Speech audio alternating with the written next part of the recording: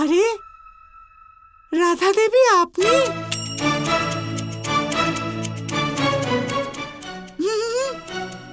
আমি বলেছিলাম না যে রাধা দেবী আপনার সাথে অবশ্যই দেখা করবেন। আর এমনিতেও কেন আসবেন না? যার জীবন সাথী উমেশ বাবুর মতন হয়, এত সুন্দর, এত সংস্কারী, তার সাথে দেখা করতে তো ইচ্ছে করবেই, তাই না রাধা দেবী? কি ঠিক কথা বলছি তো?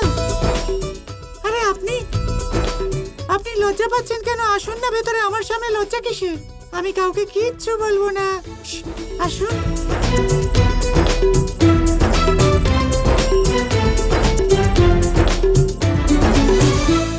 এই জায়গাটা ভালো, এখানে আমাকে কেউ খুঁজে পাবে না। আমি এখানে লুকিয়ে পড়ছি, না আমাকে রান্না করতে হবে আর না আমার পিছু পিছু আসবে ওই ধামা।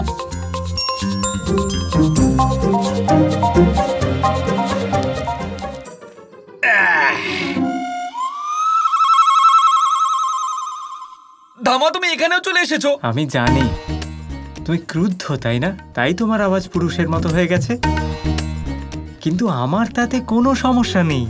তোর কোনো সমস্যা নেই, কারণ তুই নিজেই একটা সমস্যা। ধামা, তুমি কিছু বললে বলদেবী? না, কিছু শুনলেন আপনি না তো?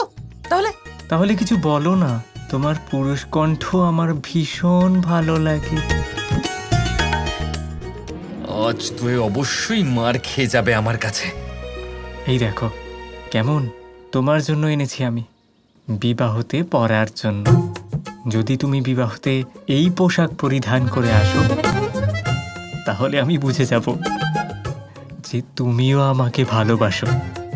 আচ্ছা এবার এটা নাও বলদেবী, নাও। দেখো আমি তোমার জন্যই এনেছি। এতেও এত ক্রুদ্ধ হওয়ার কি আছে? আমি তো তোমাকে শুধু ভালোবাসি। আরে মূর্খ, এটা ভালোবাসা নয়, মোহ।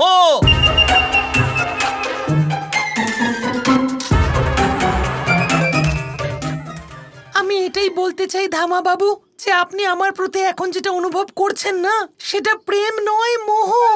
আর যখন আপনার এই মোহর বাঁধন কাটবে না, তখন আপনার আমার উপর প্রচন্ড ক্রোধ হবে। আর ক্রোধ আগেই এখানে অনেক সমস্যা করে রেখেছে, আর কোনো সমস্যা আমি চাই না। না বলদেবী, এটা মোহ নয়, এটাই ভালোবাসা। আর আমি জানি একদিন তুমিও আমাকে ভালোবাসবে।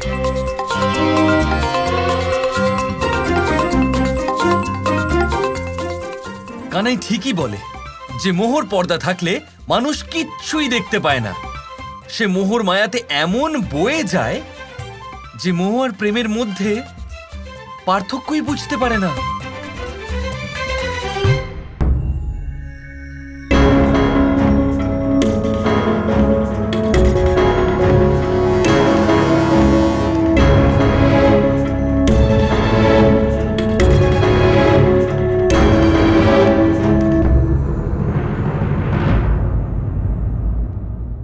আপনি বাইরে যান।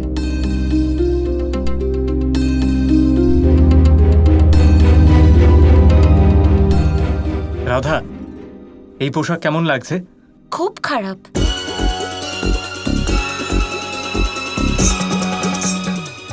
যান আর এই সব পোশাকগুলো পরে দেখুন। এতগুলো? আরে উমেশ বাবু, আপনার হবু পত্নীর এইটুকু আদেশও পালন করতে পারবেন না আপনি? না না, পালন করব, নিশ্চয়ই পালন করব। এক্ষুনি পরে দেখাচ্ছি আমি।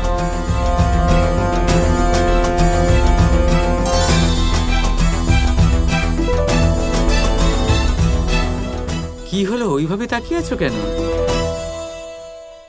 তুমি এইসব ইচ্ছে করে করছো, তাই না? কি ইচ্ছে করে করছি? দেখো, নাটক করো না। প্রথমে উঠোন সাজালে, এখন উমেশকে তৈরি করছো কেন? কারণ এটা আমার কাজ রাধা।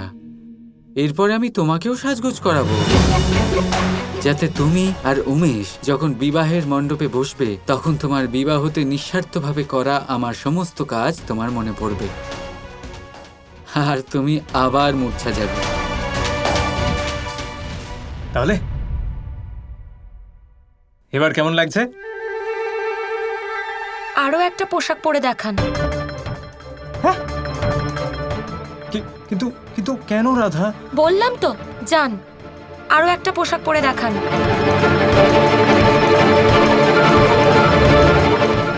তার থেকে ভালো এটাই হবে যে তুমি বাইরে যাও।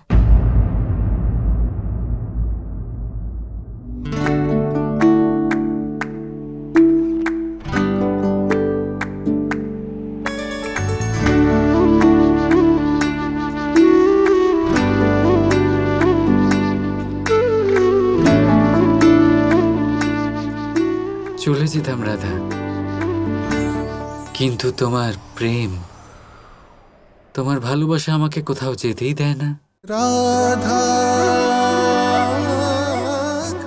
এখন শুধু একটাই পথ আমি দেখতে পাচ্ছি রাধা, রাধা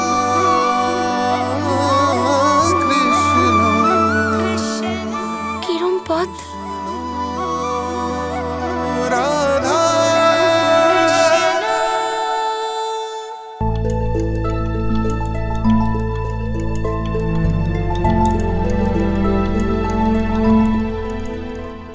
বলো না কৃষ্ণ, কোন পথ? এটাই যে তুমি ওই উমেশকে বিয়ে করে নাও রাধা।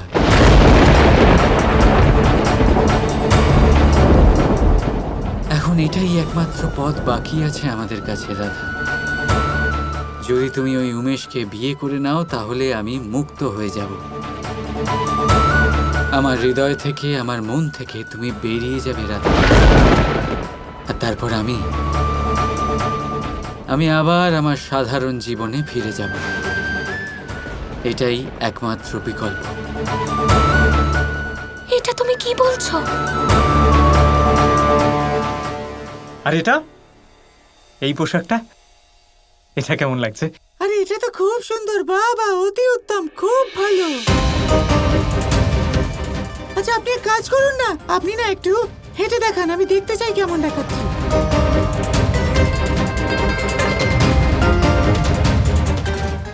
আসুন আসুন, দাঁড়ান, আসুন আসুন, এবারে ঘুরুন ঘুরুন ঘুরুন। ভীষণ সুন্দর লাগছে আপনাকে উমেশ বাবু। আর এমনিতেও আপনি নিশ্চিন্ত থাকুন, আমি সুনিশ্চিত করব যাতে আপনাকে রাধার থেকেও বেশি সুন্দর লাগে আপনাদের বিবাহতে।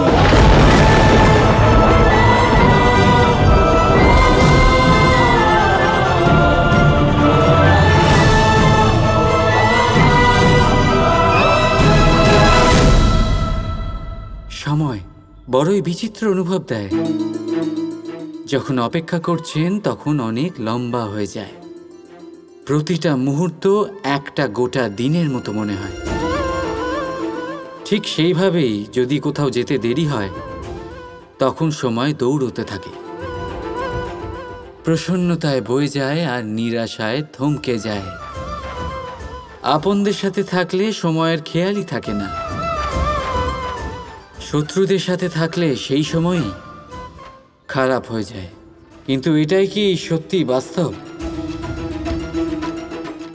না, সময় তো সময়ই হয়, নিজের গতিতেই চলে সে।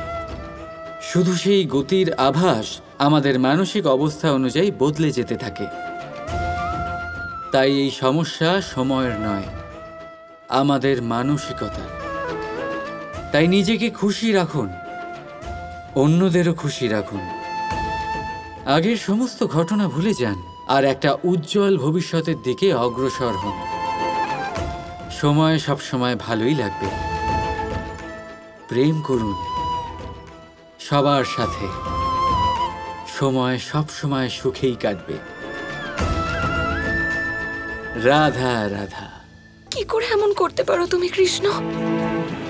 করতে পারি রাধা, কারণ আমার মধ্যে প্রেম আছে। প্রেমের দম্ভ করো আর নিজেরই প্রেমকে অন্যের হয়ে যেতে দেখতে পারো। ক্রোধ হয় না তোমার? মনে হয় না তোমার যে রাধা কেবল তোমারই? রাধা কৃষ্ণ কৃষ্ণ কৃষ্ণ কৃষ্ণ